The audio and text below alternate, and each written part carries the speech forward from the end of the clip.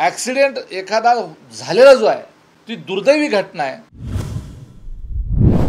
हे पहा, शेंगा सकट टरपलं खाणाऱ्यांना असं बोलण्याचा अधिकार नाही।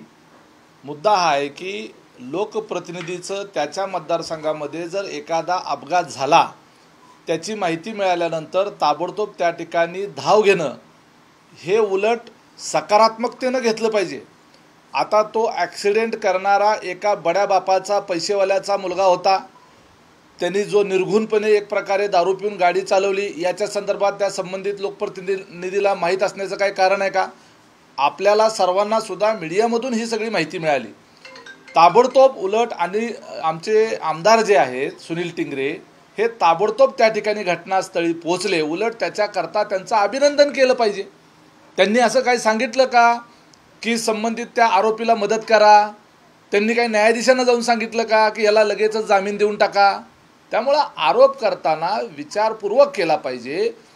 पोलिसांनी जी काही कलमं लावली या विषयाच्या संदर्भात जी सर्वात कठोरात कठोर कलमं जी आहेत ती आपल्या मीडियामध्ये बातमी समजण्याच्या अगोदर ती कलमं लावली गेली होती। उलट न्यायालयानं जे बाल हक्क न्यायालयानं जो काही जामीन दिला आणि जे हास्यास्पद स्वरूपाच्या ज्या काही अटी शर्ती घातल्या त्याच्या संदर्भात रिव्हिजन ॲप्लिकेशनसुद्धा राज्य सरकारच्या वतीनं पोलिसांच्या वतीनं त्या ठिकाणी दाखल केलं जातं आहे। त्याच्या मुलाच्या पालकांना देखील अरेस्ट करण्यात आलेली आहे, शोधून काढलं त्यांना 2 दिवसात। त्यामुळं ॲक्सिडेंट एखादा झालेला जो आहे ती दुर्दैवी घटना आहे। निश्चितपणे या बाबतीमध्ये महाराष्ट्रातली नव्हे संपूर्ण देशातली जनता संवेदनशील आहे।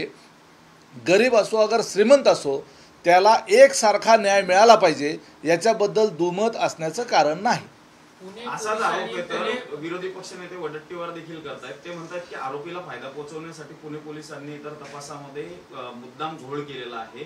पहिल्या एफआरआय मध्ये तर योग्य कलमे लावली गेली नाही, त्याचमुळे तर हा त्याला तर जामीन मिळाला आणि त्याला थोडी तटपुंजी अशी शिक्षा देऊन त्याला सोडण्यात आलं।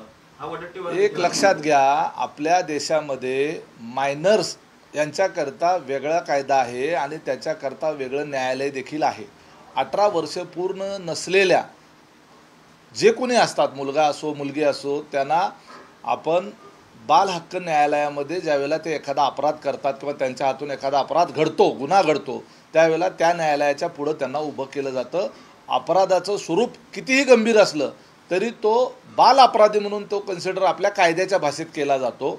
दुर्दैवानं त्याचा फायदा या अशा गुन्हेगारांना मिळतो आणि यापूर्वी देखील अशा पद्धतीचा लहान वय असल्याचा फायदा काही अट्टल गुन्हेगारांना देखील झालेला आहे। त्यामुळं याच्या संदर्भामध्ये कायदेशीर पातळीवर त्याच्या कायद्यामध्ये संशोधन होण्याची सुद्धा आवश्यकता आहे, हे देखील या ठिकाणी आपण लक्षात घेतलं पाहिजे।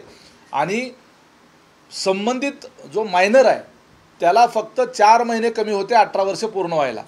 त्यामुळं अशा जो काही ग्रे पिरियड आहे 6 महिन्यापेक्षा जर कमी जास्त असेल तर त्या ठिकाणी त्याला मायनर न समजता त्याला आपण ॲडल्ट समजून त्याच्यावरची कारवाई केली पाहिजे। याच्या बाबतीतला आमचा प्रस्ताव आहे, तशी मागणी देखील आहे। पोलिसांनी तो तपास केलेला आहे, त्या तपासावरतीच प्रश्नचिन्ह उपस्थित केली जातात, आहे घोळ घातला जातोय, पोलिसांची चौकशी केली जावी अशी समाज माध्यमांपासून ते वेगवेगळ्या सामाजिक संघटना असतील, राजकीय पक्ष असतील, त्यांनी मागणी केली। तुमच्या पक्षाची काय भूमिका? आमची सुद्धा तीच मागणी आहे। या संपूर्ण प्रकरणामध्ये कुठल्याही स्तरावर कुठल्याही पातळीवर जर पोलीस यंत्रणेकडून कुठलाही हलगर्जीपणा झाला असेल किंवा जाणीवपूर्वक आरोपीला मदत करण्याच्या करता खालच्या अधिकाऱ्यापासून खालच्या कर्मचाऱ्यापासून वरिष्ठ स्तरापर्यंत कुणी मदत जर केली असेल तर त्याला ताबडतोब तशा कर्मचाऱ्याला निलंबित केलं पाहिजे, त्याची पोलीस दलातून हकालपट्टी केली पाहिजे। ही देखील आमची राष्ट्रवादी काँग्रेस पक्ष म्हणून मागणी राहील।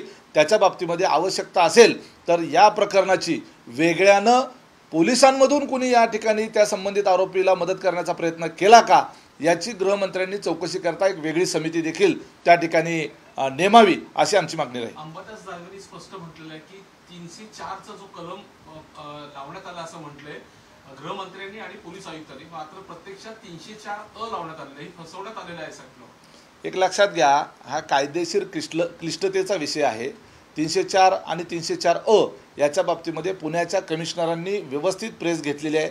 काल राज्याच्या गृहमंत्र्यांनी आणि उपमुख्यमंत्री असलेल्या देवेंद्र फडणवीस यांनी देखील त्या बाबतीमध्ये सविस्तर प्रेस घेऊन त्या बाबतीतली माहिती दिलेली आहे. आपल्याला हे सुद्धा माहीत आहे की स्वर्गीय गोपीनाथ मुंडे यांचा दिल्लीमध्ये ॲक्सिडेंट झाल्यानंतर संबंधित त्या ड्रायव्हरला देखील अशाच पद्धतीनं एका दिवसात त्याला जामीन झालेला होता. त्यामुळे ह्या अपघात न्यायालय आणि या संदर्भातल्या काही गोष्टी ज्या आहेत ह्या आपण संशोधन करण्याची आवश्यकता आहे. माणसाचा जीव एखाद्यानं खून केला तर त्याला वेगळे कायदे आहेत आणि एखादा ॲक्सिडेंट मेला तर ॲक्सिडेंटमध्ये जर त्याच्यामध्ये एखादा मयत झाला तर त्याच्याकरता वेगळे कायदे आहेत आणि त्याच्यामुळं कायद्यातल्या पळवाटीचा फायदा जो आहे तो अशा अपराध्यांना मिळतो, तो मिळता कामा नये ही आमची भूमिका आहे. आज काही प्रदेश कार्यालयामध्ये आज उपमुख्यमंत्री अजित पवार होते, ते या संदर्भात काही चर्चा झालेली आहे तुमची? उपमुख्यमंत्री अजितदादा सातत्यानं लोकांच्या संपर्कात राहण्याचा प्रयत्न करत असतात.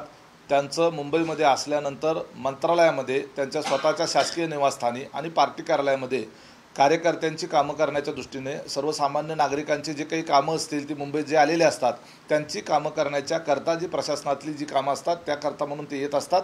तो त्यांच्या नियमित कार्यक्रमाचा भाग आहे.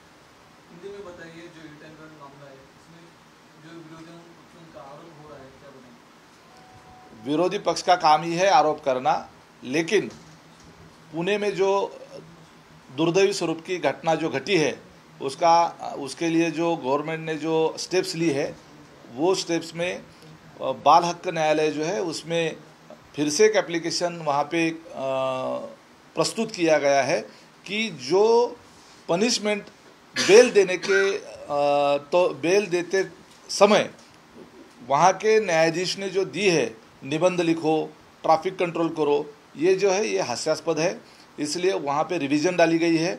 और दूसरी बात, पेरेंट्स जो है उस अपराधी के पेरेंट्स को भी अरेस्ट कर लिया गया है और पूरी तरीके से इस मामले की जो है गंभीरता से जांच चालू है और अपराधी को कड़ी से कड़ी सज़ा होनी चाहिए, ये हमारी डिमांड है. दूसरी तरफ अगर पुलिस दल में कोई उस अपराधी या उसकी फैमिली को सहकार्य करने की भूमिका अगर किसने उस वक्त जो अगर की होगी तो उसकी भी एक जांच होनी चाहिए, ऐसी हमने मांग रखी है. तीसरी बात ये कही गई कि हमारे वहाँ के जो लोकल एमएलए है सुनील जी टिंगरे, वो उस वक्त वहाँ पे क्यों गए? उन्होंने ऐसा आरोप किया जा रहा है कि उन्होंने कुछ अपराधियों के लिए वो वहाँ पे गए, तो ये गलत है. वो वहाँ के लोक प्रतिनिधि है, हमें उसका स्वागत करना चाहिए कि तुरंत रात में एक्सीडेंट होने के बाद उनको जैसे ही पता चला तो वो घटना स्थल पे पहुँचे. तो कोई भी लोक प्रतिनिधि अगर कोई रास्ते पे भी एक्सीडेंट होता है तो हम अपनी गाड़ी साइड में रुका के हमारे एज नागरिक के तौर पे हमारा कर्तव्य होता है कि वो जहाँ भी अपघात हुआ है, एक्सीडेंट हुआ है, तो तुरंत उनको अस्पताल लेके जाने के लिए नागरिक के तौर पे हम उसमें हेल्प करना, ये हमारा कर्तव्य है. वही कर्तव्य निभाने के लिए वहाँ के लोकल जो लोक प्रतिनिधि हैं जाते हैं तो उसका हमें स्वागत करना चाहिए. देखिए, रिवीजन एप्लीकेशन वहाँ पे डाल दिया गया है. पूरी तरह पे इस चीज़ की सब मीडिया में भी चर्चा है. जो न्याय हमें अपेक्षित है वो मिलने की हमें भी अपेक्षा है. तो निलेश लंकेने एक व्हिडिओ ट्विट केलेला आहे ज्या ठिकाणी ईव्हीएम मशीन ठेवलेलं आहे स्टॉक रूम, त्या परिसरात संशयित एक व्यक्ती फिरत असल्याचा दावा त्यांनी केला आणि सुरक्षेवरती बोट ठेवले. एक लक्षात घ्या, जर असं काही कुठं आढळलं असेल तर त्या ठिकाणी त्यांनी जो व्हिडिओ ट्विट केलेला आहे, जो संशयित व्यक्ती आहे ताबडतोब त्याला ताब्यात घेतलं जाईल आणि त्या ठिकाणचं पोलीस प्रशासन, महसूल प्रशासन ज्यांच्याकडे त्या संदर्भातल्या नियंत्रण आहे त्यांचे ते त्या ठिकाणी त्याच्यावर कारवाई करतील आणि सुरक्षेच्या बाबतीमध्ये ज्यांच्याकडे जबाबदारी होती जर त्याच्यामध्ये काही हलगर्जीपणा कुणी केला असेल तर त्या संबंधित अधिकाऱ्यावर देखील कारवाई केली जाईल. देश विदेशातील प्रत्येक घडामोडींचे लाईव्ह अपडेट मिळवण्यासाठी आता साम टीव्हीच्या सर्व सोशल मीडिया प्लॅटफॉर्मला लाईक, फॉलो आणि सबस्क्राईब करा. तसंच सर्व नोटिफिकेशनसाठी बेल आयकॉन प्रेस करायला विसरू नका.